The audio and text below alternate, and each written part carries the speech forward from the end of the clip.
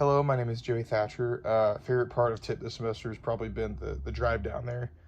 I loved my experience, but the drive down there was pretty great. That's something I look forward to. The down to 231 and the sun rising in the train. It's all been pretty good.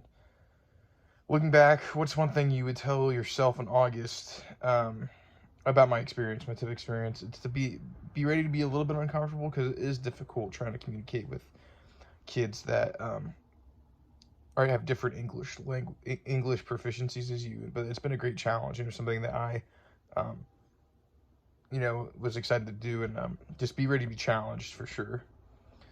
Um, so in chapters 18, 19, 21, and 22, talks about classroom climate and how different populations need to feel represented and how I do that. I focused on two of them, multilingual learners and students from low income families. So to make students from low-income families feel represented and affirmed is not have a lot of classroom materials that kids are supposed to go out and buy, because for a lot of families they can't swing that, and have stuff that's available in my classroom like pens, pencils, notebook, paper, stuff like that for the kids that do come from those types of families.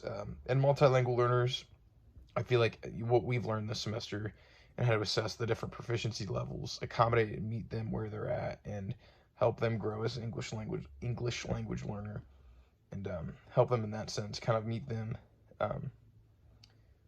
where they're at, and provide the accommodations needed, and differentiate language support so all kids feel like they have a chance to learn and they have the best opportunity to learn. The next question talks about the gifted Bill of Rights.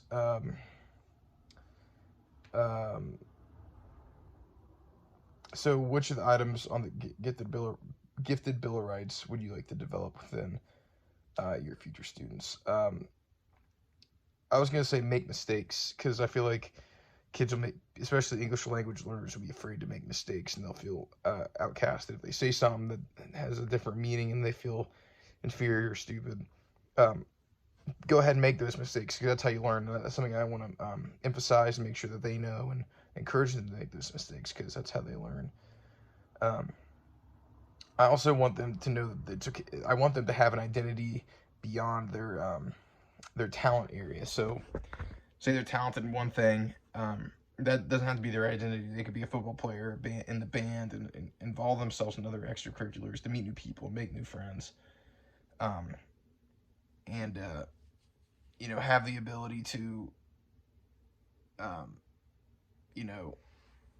involve themselves in different groups, and really diversify themselves, not just be tied down to what they're gifted at, which could be a certain subject or a certain part of the class period.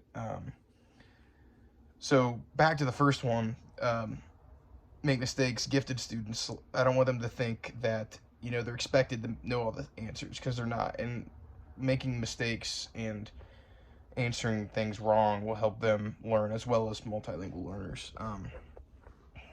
How can you go about facilitating them in that right within the classroom?